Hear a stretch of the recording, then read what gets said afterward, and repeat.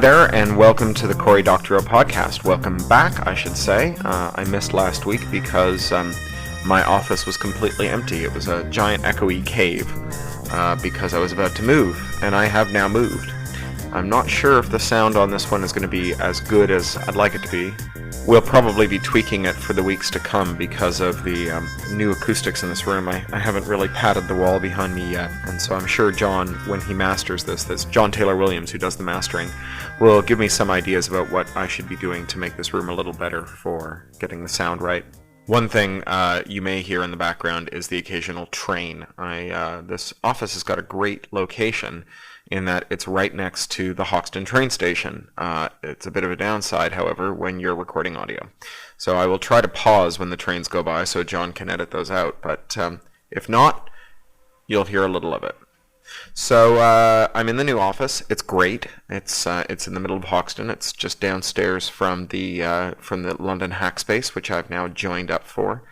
And there's a shelf devoted to the With a Little Help books that I've got all set up and ready to get mailed out. The CD is now completely set up, and all that we're waiting for is for a contract with Lulu to be signed. So should be ready to start shipping just as soon as I get back from my trip to the States. I'm leaving on Thursday.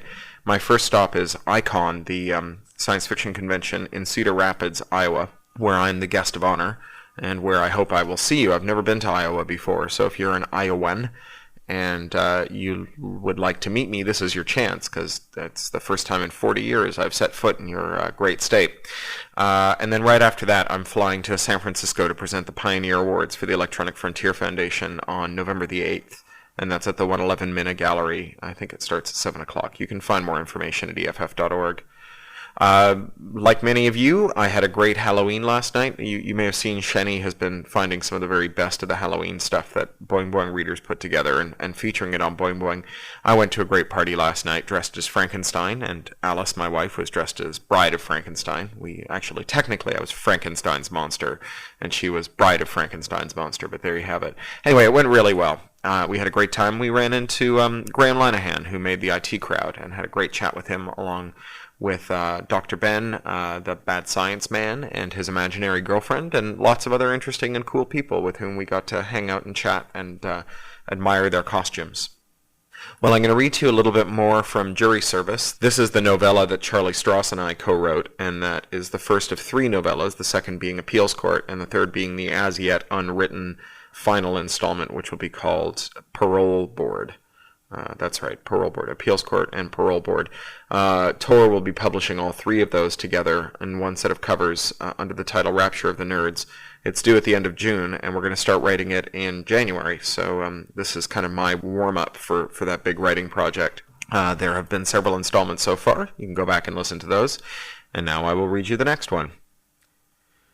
It is insanely hot on the sidewalk outside the court. Hot and crowded and dusty, and even with his biohazard burqas photovoltaics pumping away heat as fast as they can, Hugh is sweating.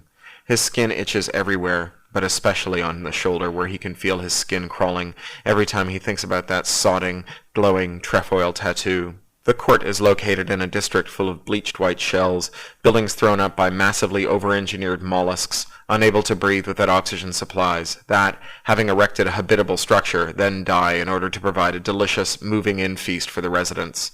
It's cheap refugee camp architecture, but durable and far better than the tent cities of a previous century. Snail cities have power, recycling services, bandwidth, and a weird kind of hobbitish charm. Some of the bigger shells have been turned into storefronts by various cottage professionals, and Hugh is drawn toward one of them by the mouth-watering smell of roasting goat.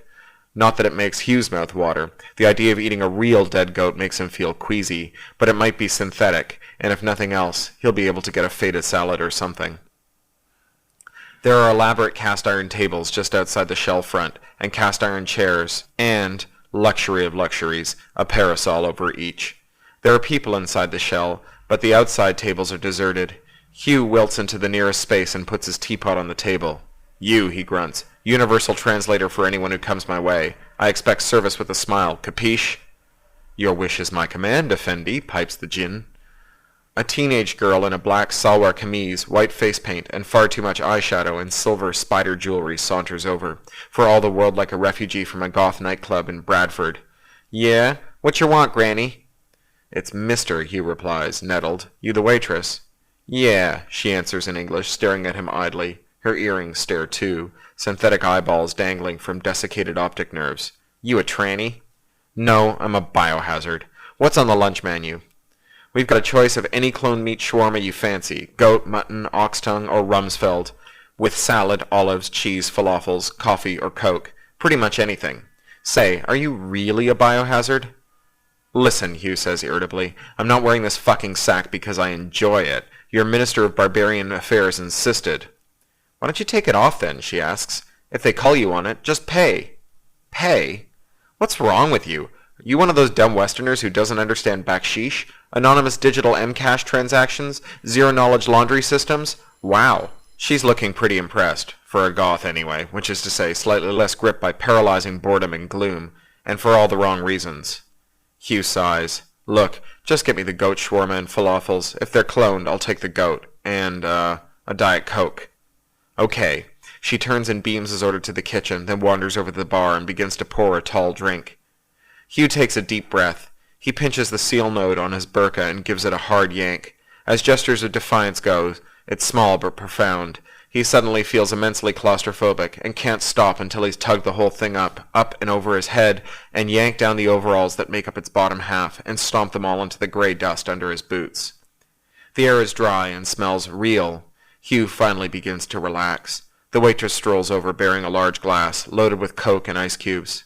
As she gets close, her nose wrinkles. You need a bath, Mr. Biohazard Man. Yeah, well, you tell the Ministry. Hugh takes the drink, relishes a long swallow, unencumbered by multiple layers of smart antiviral polymer defenses. He can feel the air on his face, the sunlight on his skin. He puts the glass down. Wonder how long I'll take to work up a suntan, he thinks, and he glances at his wrist. He freezes. There's a biohazard trefoil on the back of his hand. Hugh stands up, feeling dizzy. There a toilet here, he asks. Sure. The waitress points him around the back. Take your time. The bathroom is in a small nautiloid annex, and outside it's as chilly and modern as Sandra Lal's. Hugh locks the door and yanks his tee and sweatpants off. He turns anxiously to check his back in the mirror over the sink, but the trefoil on his shoulder has gone. It's on the back of his hand, and it itches. Shit, he says quietly and with feeling. Back at the shop, Hugh bolts down his food, then rises, leaving an uncharacteristic tip. He picks up the bundle of dusty black biohazard fabric and strolls past the shops. One of them is bound to be a black market nanohacker. He finds his hands are shaking. He isn't sure which prospect is worse, finding out he's got a big medical bill ahead or trying to live in ignorance. Teapot, he says quietly. Yes, Effendi? Where's the nearest body shop? Doesn't have to be fully legal under WIPO-compliant treaty terms, just legal enough. Bzzzt. It is regrettably not possible for this humble unit to guide you in the commission of felonies, O noble Sura. Shake. There is legal and there is legal, Hugh hisses. I don't give a shit about complying with all the brain-dead treaties the moral majority rammed through WIPO in the wake of Microsoft Gate. I just want somewhere where the local police won't arrest me for frequenting. Can you do that? Or would you like to tell me where the nearest heavy metal reclamation plant is? Eek! Turn left, Effendi, left, I say. Yes, ahead of you. Please, do me no injury, Sura. Hugh walks up to a featureless roc's egg and taps on it. Anyone at home, he asks. A door dilates in the shell, emitting a purple-tinged light. Enter, says a distinctly robotic voice. Inside the shell, Hugh finds himself in a room dominated by something that looks like a dentist chair as reinvented on behalf of the Spanish Inquisition by H.R. Giger. Standing beside it. Does your sister work at the diner along the road, he asks. No, she's my daughter. The woman, who looks young enough to be the waitress's twin, but wears medical white and doesn't have any body piercings that blink at him, looks distinctly unimpressed. And she's got an attitude problem. Did you come here because of her? What's your problem? She's a goth, you know. Thinks it's so progressive. She sniffs. Huh. Hugh holds up his arm. I'm here because of this, he says, dodging the question. Aha. She peers at his trefoil. Do you know what it is? No, that's why I'm here. Very well. If you take a seat and give me your debit token, I'll try to find out for you. Will there be any trouble, Hugh asks, lying back on the couch and trying not to focus on the mandibles descending towards him. I don't know. Yet. She fusses and potters and mumbles to herself. All right then, she says at length. It's in beta, whatever it is. Oh, yes, Hugh says, in a way that he hopes sounds intelligent. Certainly, that's the watermark. It's compliant with the INEE's RFC 4253 0.11 on debug mode self-replicating organisms. Whatever host medium it finds itself in, it advertises its presence by means of the trefoil. And, Hugh says. She shakes her head at him, and that means either the person who made it is conscientious, or is working with an RFC-compliant SDK. I see, Hugh says. He supposes that this is probably interesting to people in the biz, but he slept through most of the microcode lessons in school. He prefers concrete stuff he can get his hands on. None of these suspicious, self-modifying abstractions that suddenly make you sprout antlers. The hacker mutters to herself some more. Well, she says, and and oh, until Hugh feels like he will burst. Right then. Hugh waits, and waits. His whole fucking life seems to consist of conversations like this. He's read some hilariously naive accounts of life in the soi-disant information age about future shock, all those dim ancestors trying to make sense of their infoglut and their rapidly changing world. They fretted about the singularity, the point at which human history goes non-linear and unpredictable, and the world ceases to have any rhyme or reason. Future shock indeed. Try living in the fucking singularity, and having your world inverted 6 times before breakfast. Well, that's it. I can do it in vitro or in situ. Up to you. Do it. Accelerate it. What, do you think I'm going to decompile this thing? That code is so obfuscated it might as well be cuneiform for all the sense I can make of it. No, there's only way to find out what it does. Accelerate its life cycle, and see what happens. I can do it in your body. That's best. It's already halfway there. Or I can do it in glass. Your choice. Glass, Hugh blurts, his heart racing at the thought of an accelerated, unknown, and unlicensed nanocolony hastening to maturity in his precious skin. The hacker sighs a put-upon exhalation. Fine, she says. Let's get you cloned, then. Before he can jerk free, the instrument bush hovering over him has scraped a layer of skin from his forearm and drawn a few cc's of blood from the back of his hand, leaving behind an anesthetized patch of numb skin that spreads over his knuckles and down to his fingertips. Across the room, a tabletop diamond-walled chamber fogs and hums. The mandibles recede and Hugh sits up. A ventilation system kicks in, clearing the fog from the chamber, and there Hugh sees his cloned hand taking shape, starting as a fetal fin, sundering into fingers, bones lengthening, proto-fingernails forming. That'll take a couple hours to ripen, the hacker says. Then I'll implant it, and we'll see what happens. Come back this time tomorrow. I'll show you what turns up. She rubs her thumbs against her forefingers. Hugh sticks his hand out to touch hers and interface their pans so he can transfer a payment to her, but she shies back. I don't think so, she says. You're infectious, remember? Well, how shall I pay you then, he says. Over there, she says, gesturing at a meat puppet in the corner, a wrinkled, naked neuter body with no head, just a welter of ramified tubules joined to a bare medulla that flops out of the neck stump like an alien nosegay. Hugh shakes the puppet's clammy hand and interfaces with its pan, transfers a wad of currency to it, and steps back, wiping his hand on the seat of his track pants afterward. This time tomorrow, right? The hacker says. See you then, Hugh says.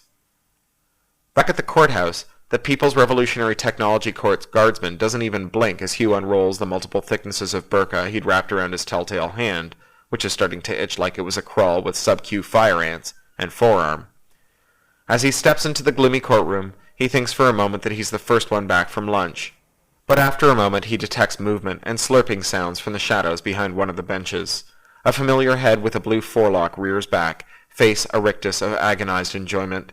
Hugh makes out a female head suction to the Joe's chest, teeth fastened to his nipple.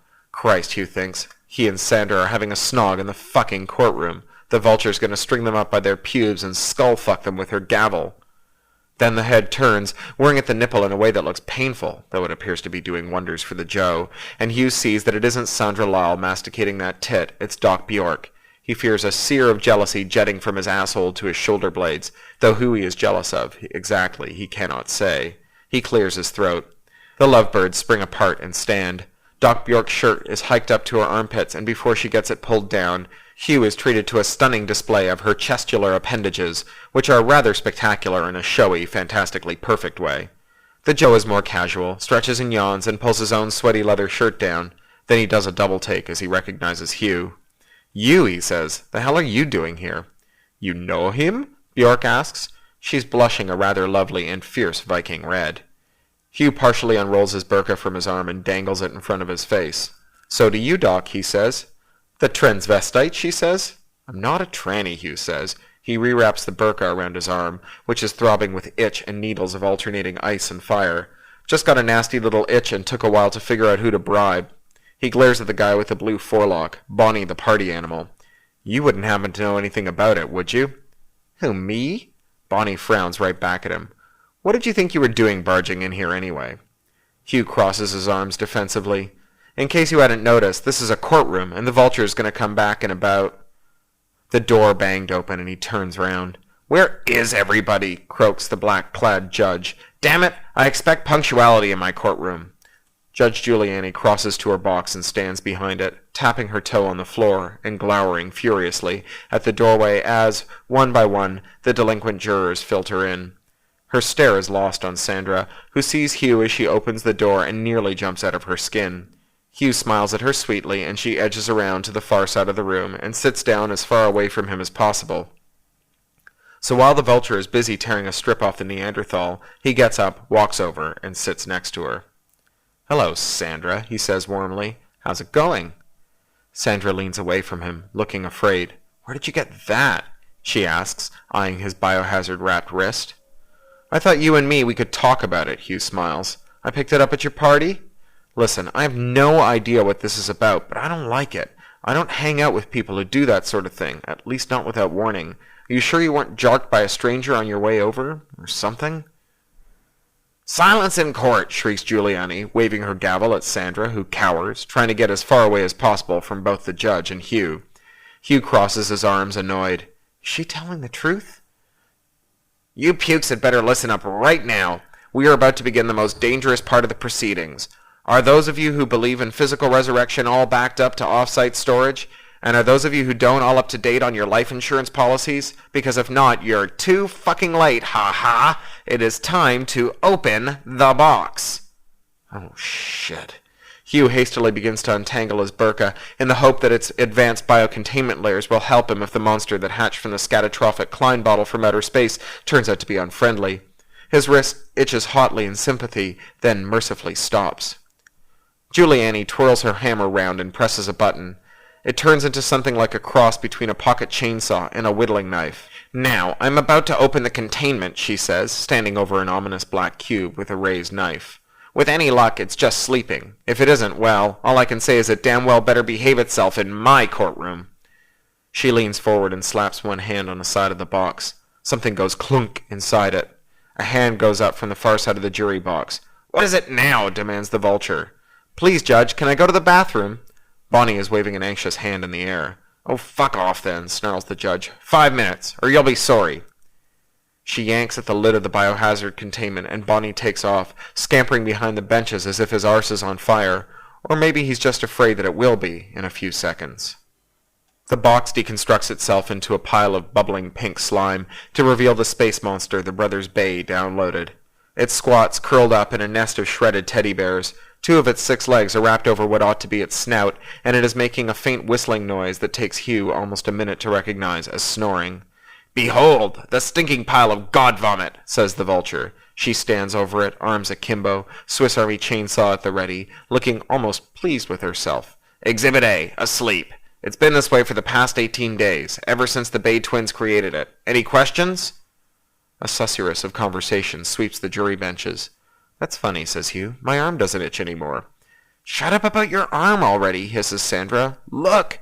She points at the box, just as the space monster emits a deep grunting sigh and rolls over on its side, snuffling sleepily. 6 limbs, bilateral symmetry, exoskeleton. Has anyone tried deconstructing its proteome yet? Asked Doc Bjork, looking rather more cheerful than Hugh feels. From inside the containment? No. The Vulture looks thoughtful. But from traces of carapace scraped off the walls of the Bay residence nursery, we have obtained a partial genotype. Tell your guidebooks or familiars or whatever to download Exhibit B for you. As you can see, the genome of said item is chimeric and shows signs of crude tampering, but it's largely derived from Drosophila, mus musculus, and a 20th century situationist artist or politician or something called Dan Quayle. Large chunks of its genome appear to be wholly artificial, though, written entirely in Arabic, and there's an aqueous phase Turing machine partially derived from octopus ribosomes to interpret them. It looks as though someone's trying to use the Sharia code as a platform for implementing a legal virtual machine. We're not sure why, unless it's a kind of obscure joke. Does the metasphere have a sense of humor? Hugh hears himself asking. He clears his throat. The dust must be getting to him because it feels as though he's developed a ticklish cough. "If it didn't, my life would be a lot simpler," the vulture says. A door at the back of the courtroom bangs, Bonnie coming back from the toilet. Hugh notes with a spike of erotic shock that Bonnie is female again, a forelock vision of heroin-chic skin and bones. As it is, it makes it hard to tell a piece of sculpture from a practical joke, a new type of washing machine, or an alien superweapon. "Urk." Hugh subsides into a fit of coughing. It doesn't help his throat. "Can we wake it up?" Doc Bjork asks brightly. "If I play it some music, perhaps it can awaken dream from." Oh shit, musical dream therapy, Hugh realizes with a sinking feeling. So that's why she's on this panel. "That sounds like a possible idea," the vulture concedes. She prods the sleeping space monster with a steel toe-cap boot, but it just snores more loudly and burrows deeper into its nest of disemboweled toys. "I lean toward electroshock myself." "Shit," Sandra says. Hugh glances sideways at her, and she cowers away from him. "Shit." "What is it?" he asks. She stops and rummages in her fanny pack. Pulling out a mirror, she passes it to him. "Your throat." At the other end of the bench, Doc Bjork is explaining the healing properties of ambient post-industrial music to an interested judge and a couple of less skeptical jurors. Hugh holds up the hand mirror and points it at his throat. Hugh stares at the mirror nearly cross-eyed and focuses on his stubbly Adam's apple. It has been completely covered with a familiar biohazard trefoil, surrounded by ranked miniature trefoils, each of them fractally ringed with smaller duplicates, and so on, into hairy infinitude that no doubt extends down to mitochondrial detail. Hugh clutches his hands to his throat and feels it buzzing, vibrating, just as Bjork lets fly with an eerie ululation. She sings the quasi-melody rather well, noodling around from a ghostly, bluesy 1-4-5 progression to something pentatonic, to something that sounds like the wind whistling over the blasted steppes of some distant eastern land, and then into something Celtic and complicated. The buzzing under his sweating fingertips heightens. The god vomit is vibrating too, beginning a bobbing, sinuous cobra dance, and it begins to sing too, a low, droning om that resonates in Hugh's bones, in Hugh's throat, in Hugh's mind. His tongue stirs in his mouth, and he feels a great, pre-verbal welling from his larynx. He feels a burst of Tourettic obscenities tickling at his lips like a sneeze, and he moves his hand from his throat and clasps them over his mouth, but it's too late. He's singing too. If you can call it singing. He's giving voice to two wordless melodies simultaneously, in artful discord to each other and the joint song of the Klein monster and Bjork.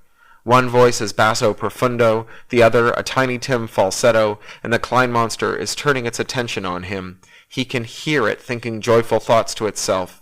His skin crawls with creeping horror as his voice box secedes from his autonomic nervous system, and he flees the courtroom, chased by the mystified stares of his co-jurors and the doleful glare of the vulture.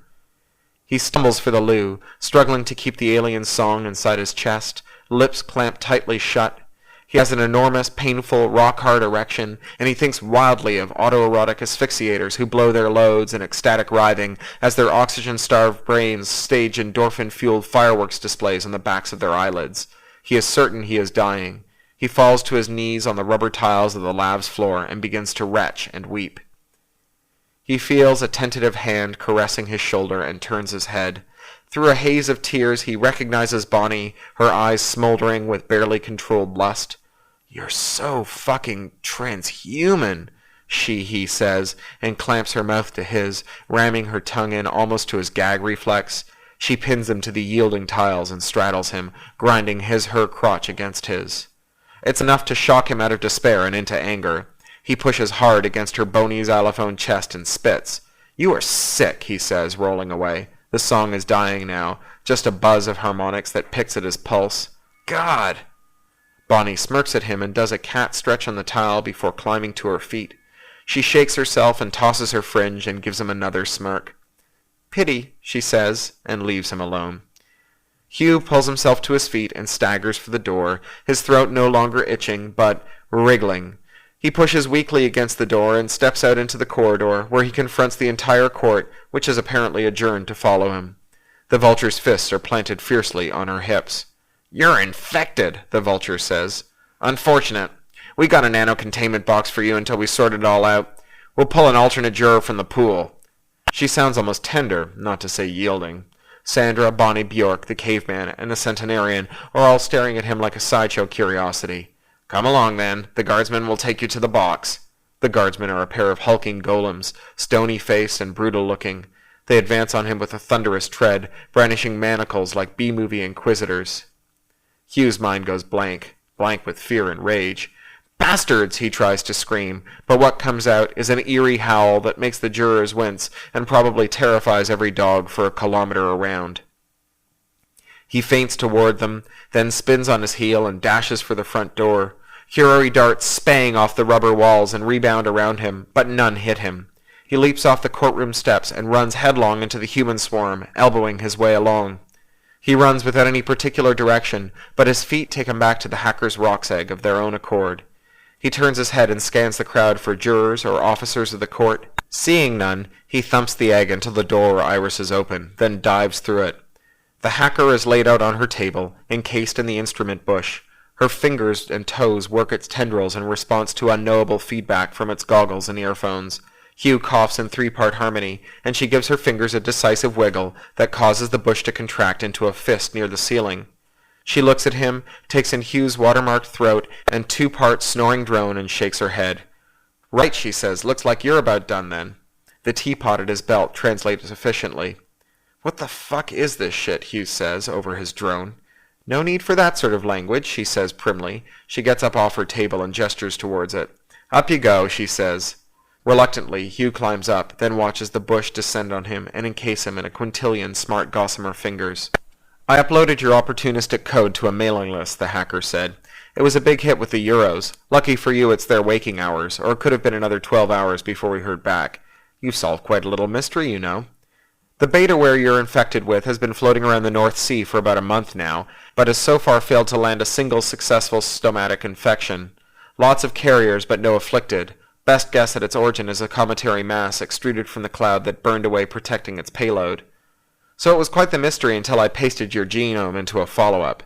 Then it was obvious. It's looking for specific T-helper lymphocytes, Welsh ones, which begs another question. Why Welsh? And here we have the answer. The bush's tendrils stroked Hugh's growling voice box.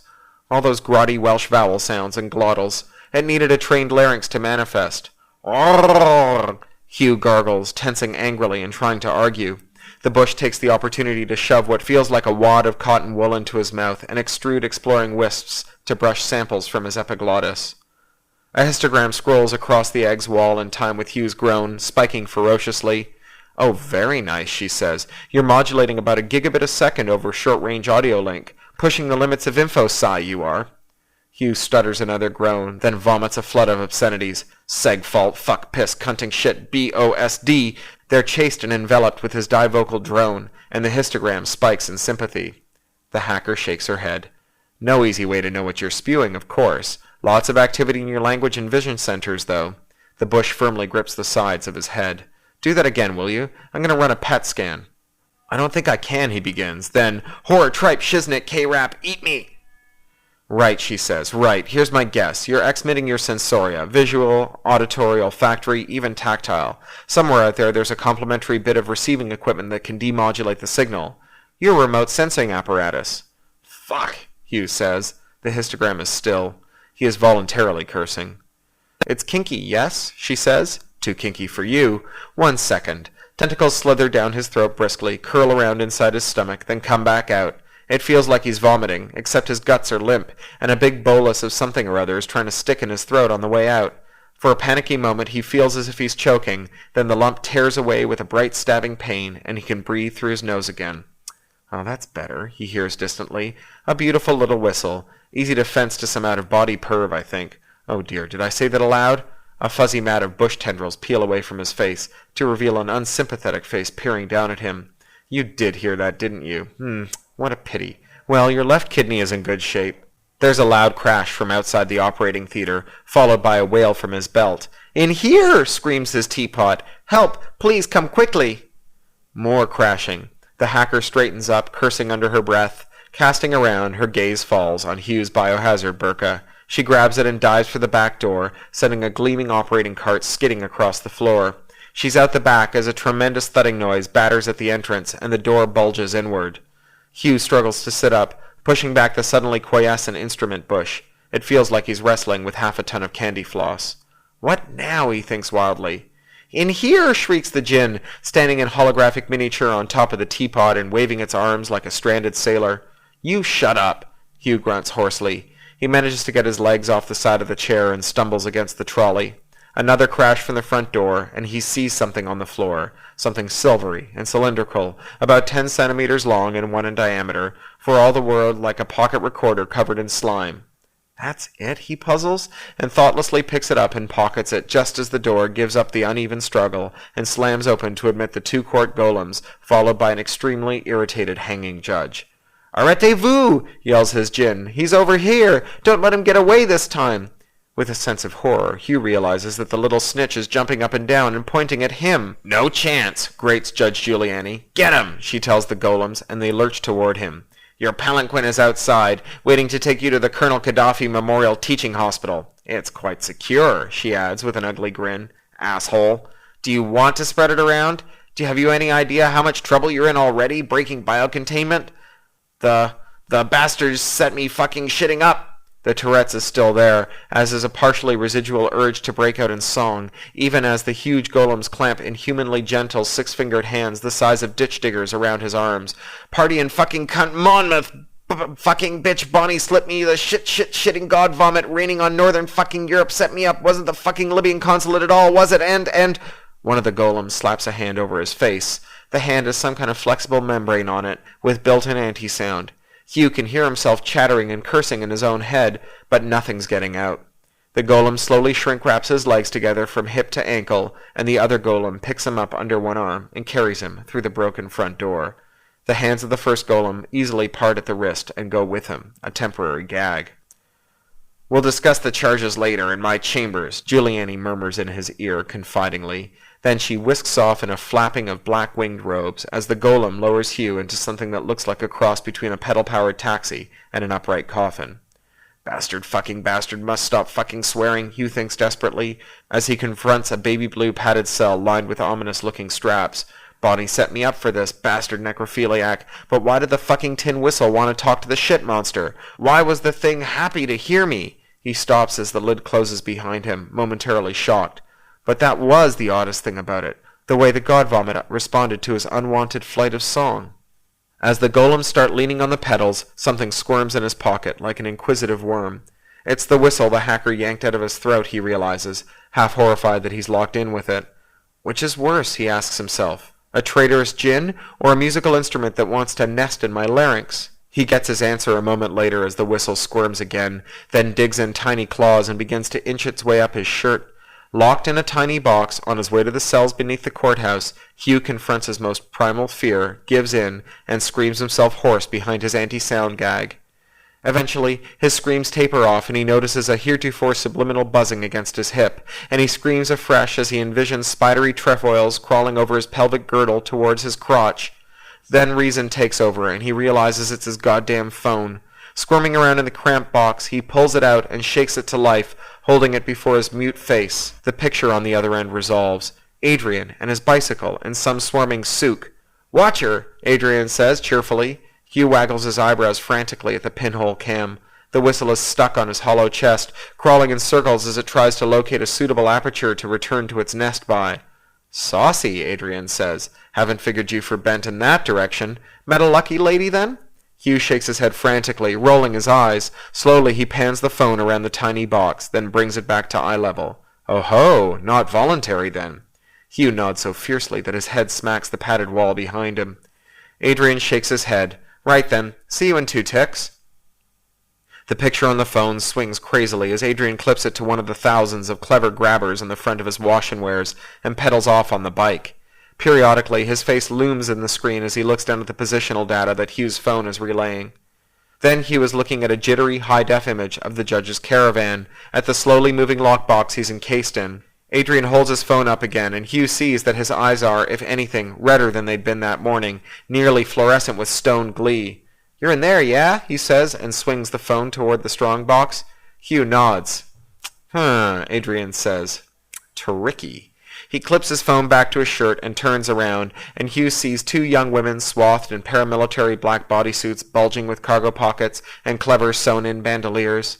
They exchange rapid hand signals, and then the phone's POV wheels sickeningly as Adrian does a tire-treading donut and zips off to the head of the caravan. Now Hugh's looking at the two impassive golems pumping the pedals of the palanquin.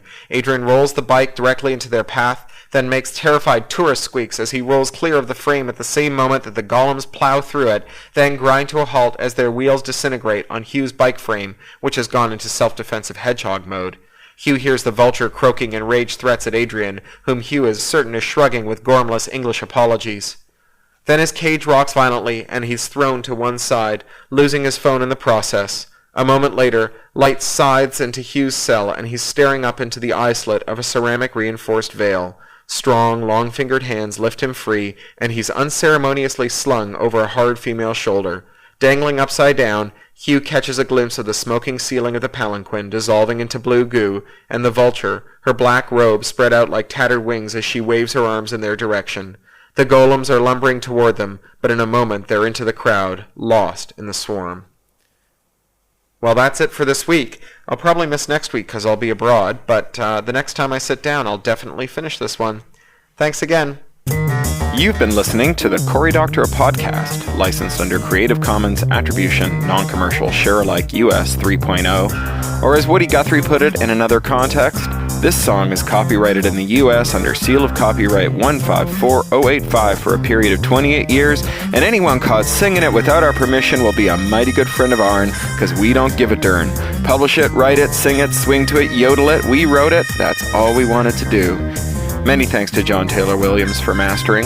That's Ryneck Studio, WRYNECK Studio @gmail.com. John Taylor Williams is a full-time self-employed audio engineer, producer, composer, and sound designer. In his free time, he makes beer, jewelry, odd musical instruments, and furniture. He likes to meditate, to read, and to cook. Talk to you next week.